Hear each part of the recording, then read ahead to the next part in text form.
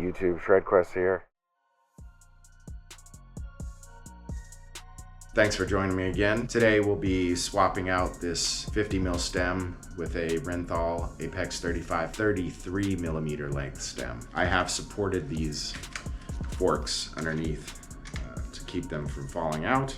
When I got my Capra Uncaged 6, I never installed grease in the headset, and later on, a few months later, I was getting some noise during riding and discovered that there really wasn't a lot of grease. Now, I should really be taking this whole headset apart and putting some grease in there, but I just don't feel like doing that right now. I'm very impatient to get this bike assembled and get out shredding. And I realized that's one reason I didn't continue my Capra Uncaged 6 unboxing and assembly video series.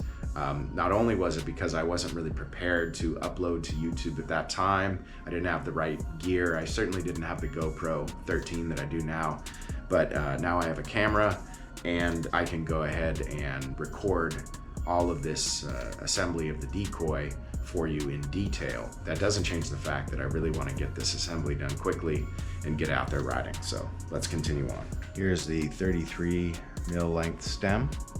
Again, 35mm clamp diameter. Okay, so I got the top cap off first. Pretty simple procedure, really. Next, I'm just going to unloosen these steerer tube clamp bolts, being careful not to strip them. Gotta love the ball joint hex keys. So once that's done, I'm gonna hold the crown of the fork and just pull up on the stem and it'll come off. There we go. That was a tight fit. Let's make sure these screws are loose. I'm gonna go ahead and put a little grease on. And again, I use just a regular Park Tool grease. It's great stuff. And this doesn't delam carbon, by the way. There's all sorts of disclaimers. I don't know if they updated the formula or whatever, but this doesn't delam carbon. Go ahead and leave a comment what you think, about grease, what you like to use. I'm just gonna put some along the top here. And I'll put a little on the inside of the steer tube clamps for the stem. Not too much. A lot of it's gonna come out because the tolerances are so tight between the steer tube and the clamp. Now the bottom of this Renthal handlebar clamp portion, those are 0 gap, so you're supposed to tighten these flush with a little more grease.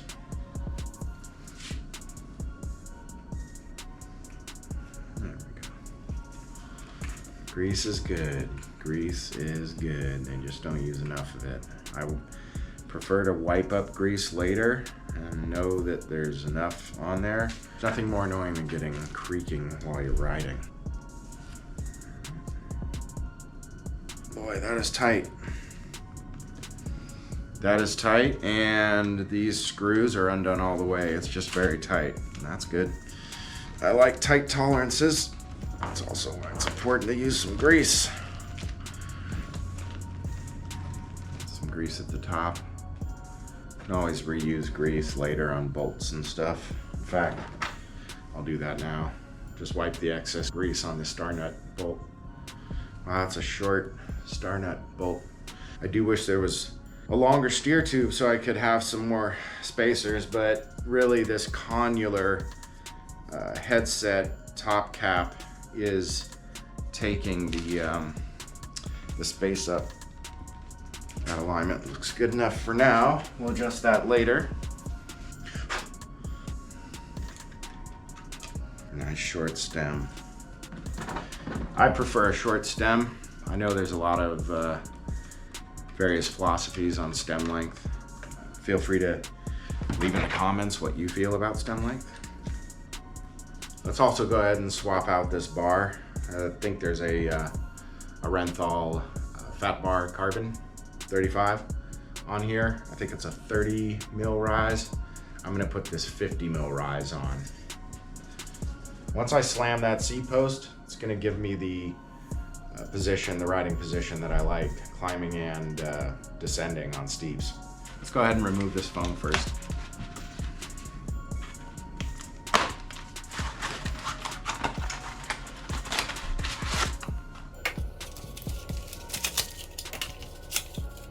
So there's a lot going on, just like I thought there would be.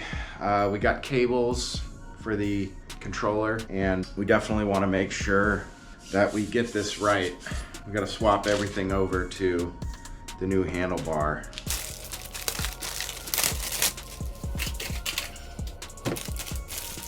Get this bar out of this little box here. Sorry that last bit wasn't on camera. Anyway, just taking out this front axle right now. Let's put that over to the side. We gotta grease that anyway. There's a lot of stuff going on with this handlebar. There's a lot of stuff happening here, boy. There's a lot to take off. Actually, this is an alloy fat bar. That's cool. It's an alloy fat bar. I don't mind alloy. Alloy's fine. All right, let me get started here. I know you can take the screw out of these control units and just pop it over, but why do that? Once you stretch this rubber out, boy, I bet it's hard to, I bet it never fits right. These rubber clamps, and then you just got cables flapping, probably. That's what I suspect. Put this there.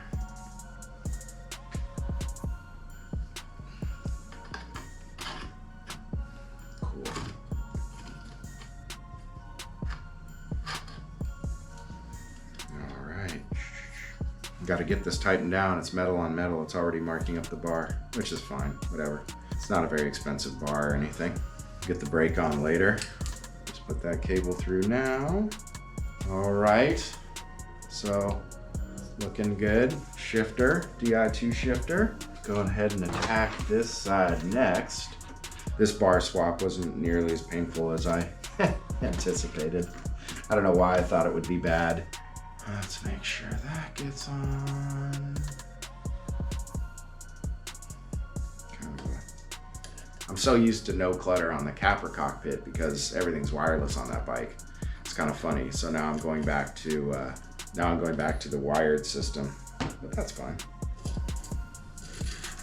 All right, let's get that just tightened down a little so it's not shifting around all over the place. Too worried about placement right now. Okay, looking good, looking good. Since we can get those brakes on later, this is a great time to go ahead and put the handlebar on the stem. All right, I need to loosen this a little. The control unit, slide that up.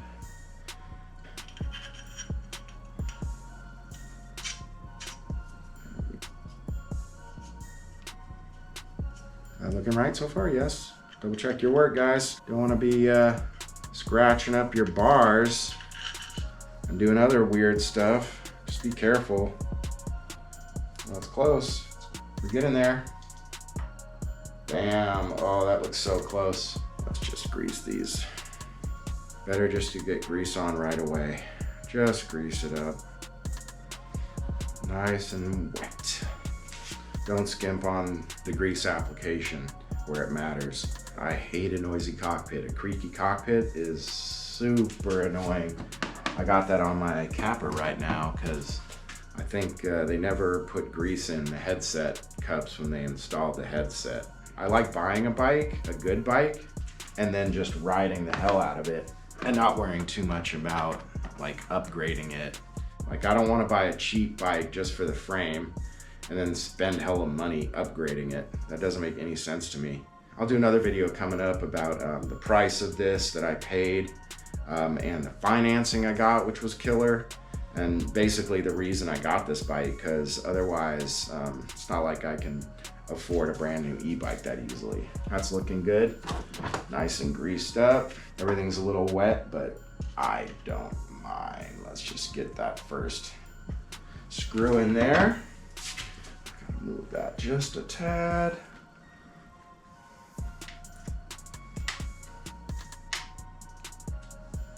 Remember, zero gap on the bottom, right? Let me get those bottom screws in.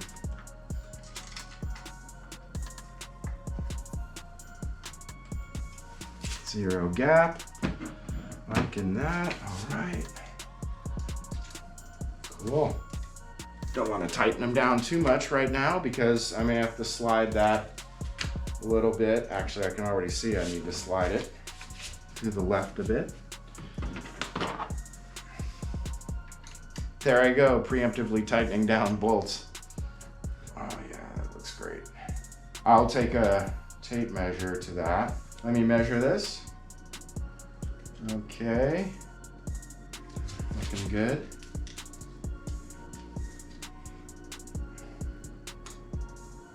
That looks pretty good. Okay, tighten her down. Let's flip this forward. I already know where I like it. Less back sweep, a little more up sweep. Not too much though. I don't want to ride like this. Let me take a look at my capper real quick. I know it says adjust all bolts to 5 Newton meters for the Renthal, but I just go 6. This is in increments of 2, not a big deal. 1 Newton meter isn't gonna kill it. You really just don't wanna strip out your bolts. Trust me, there's not much difference between 5 and 6 Newton meters. Let me just do this one too while we're at it. Now let me just tighten the top while we're at it too. Love that zero gap.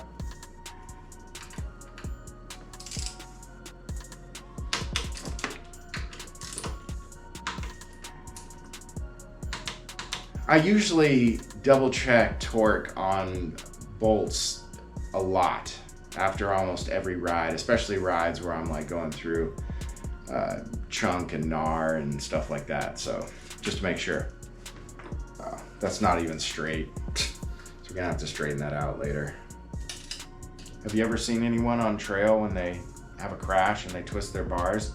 They get up and they hold their front wheel and they're just like wrenching on their handlebars. Oh my God, I hate seeing that. It's just like, dude, stop doing that. You don't want to score your steer tube if you can avoid that, right? Why? What's the point? You know, just stop, loosen up your headset, right? It'll give you a good chance to like make sure your headset's tight for the rest of the downhill. But I get it. You get up from a bad crash and you're shaken up full of adrenaline and your buddies are with you and stuff and you feel like this pressure to like get going right away, saving face, and I know it's a bit humiliating and stuff, so I've been in that position before when I first started riding. I'm very careful with my bike after I crash. I'm like everyone else.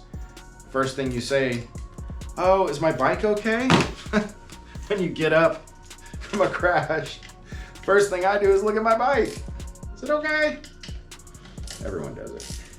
But don't sit there and just go, horrible, horrible. Or your seat post twists. Oh my God. And you're like, instead of loosening your seat post collar, you're like, to your seat. Oh, dude, horrible. Horrible.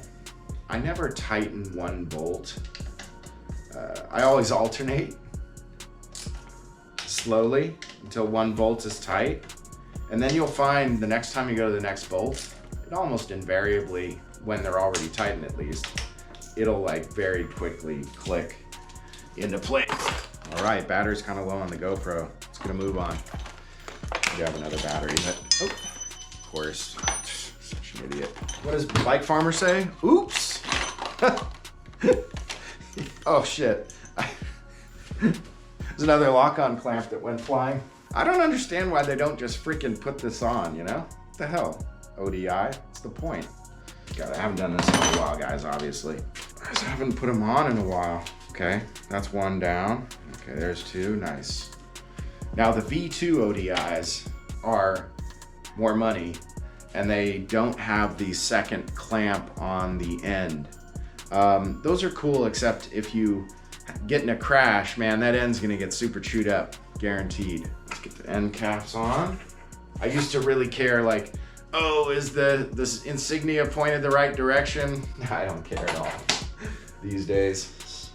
I just realized, where are the screws? No screws, no screws. So for a second, I thought the ODIs, the Made in USA version, didn't come with the screws. They had been left out, like the screws that go in the lock-on hardware. But The bag was hiding. The bag of screws was hiding inside the grip. It's funny, I recently got these Chinese-made ODI Rogues from Temu for like $7 with free shipping. It was like an introductory offer from Temu. So I got these Chinese-made ODIs. Now, these are similar, but the durometer is harder on the rubber. The tread pattern on the grip is the same, but it's thinner, which makes sense, right? So maybe that accounts for the durometer feeling harder. And the metal looks like cheaper, right? It's not machined quite as nicely as the American made one, but these will work for $7. They're a good backup. I was gonna take the screws out of this hardware hoping they would work in the USA version, but now I don't have to. Kind of like that the screws in the Chinese lock-ons are black though, which is pretty sick. The USA versions are silver. Time to tighten these grips down. I know you guys want to see that. This isn't a Gene Milner dream bike episode. It'd be way more entertaining. This controller is going to be questionable where that sits. I mean, it looks fairly ergonomic. Hopefully it is. I'm sure it's fine. This is funny. Before I put on the brake, you got to see this label. Stop in the name of love before you brake too hard. That's hilarious because they're Mavens. Pretty funny. Let's fit this brake on. Got my screw ready. It's got Loctite on it. You know what I am gonna do though? Just put a tiny dab where the screw meets metal. Why not? I just put grease on everything. I can't help it because it also makes it so much nicer to turn screws. They just go in so much better, you know?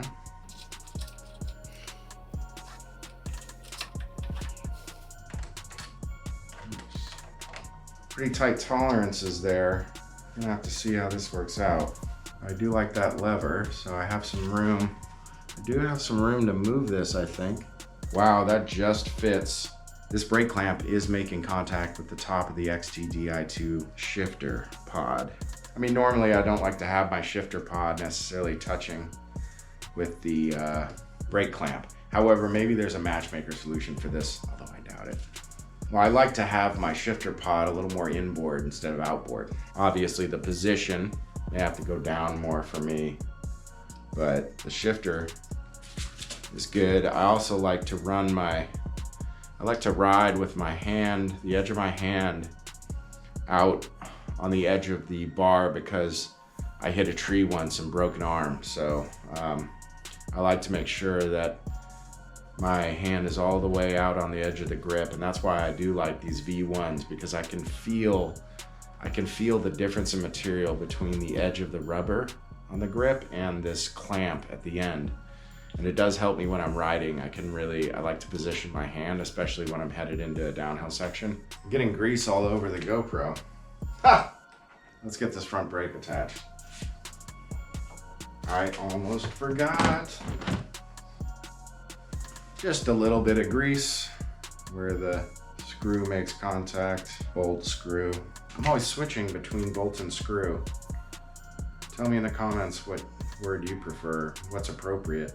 Maybe a screw has a nut and a bolt does not.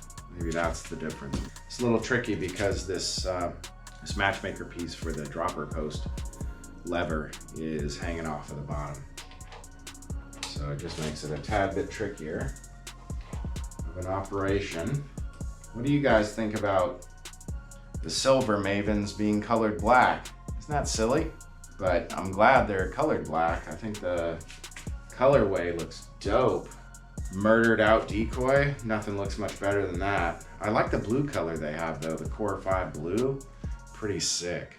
Blue's my favorite color. Whenever I buy a new bike, I always think about how difficult or easy it's gonna be to resell it later, because I only like to hang on to an e-bike for max like 2 years. The technology is changing so rapidly, and you know, you always wanna get into something new, and batteries, range is changing, and so I fully anticipate, you know, I'll ride this pretty hard and then probably sell it. And I got it for a killer price. Again, we'll go into that in a different video. but what I feel is a killer price, or at least a fair price, right? Considering the spec on this, the components. So reselling this will hopefully be, you know, fair for all parties involved later on. Just leave it like that. Looks sweet. Let's go ahead and take those off. The cockpit is definitely starting to take shape how I like it. I can just see the silhouette from the side and know that it's like becoming more my bike. So that's really cool. It's not just unpackaging, but I just know what I like to ride, how I like to feel when I ride. And the reach is just a bit shorter on this extra large frame than it is on my XL Capra, but it's like shorter by, you know, half an inch or so. It's not much, 3/4 of an inch maybe. So I'm gonna leave the seat post lever off for now, because in the next video, I'm just gonna tackle installing the rear derailleur on the derailleur hanger, and making sure that all looks good.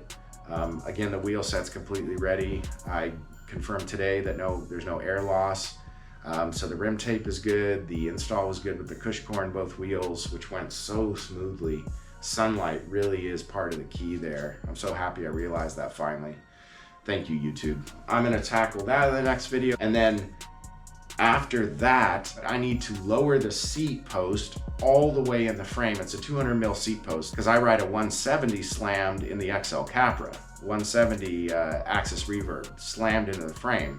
On my Capra, I still have this rubber stopper, this dust wipe that YT includes.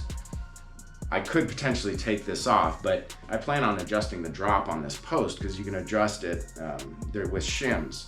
So I found those shims. I'm gonna adjust the seat post. And the only way I can think of to simultaneously lower the seat and pull this housing and the cable out is if the bike is laying on its side. So I figure laying the bike on its side without the pedals is the safest bet. I can put some cushioning under stuff, and I'll do it on the non-drive side, obviously.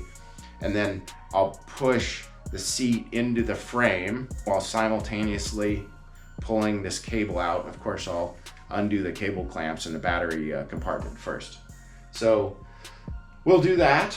And then after that, after I lower the seat post all the way in the frame, of course, then I get to ride it and see if, you know, how much drop I need to adjust by.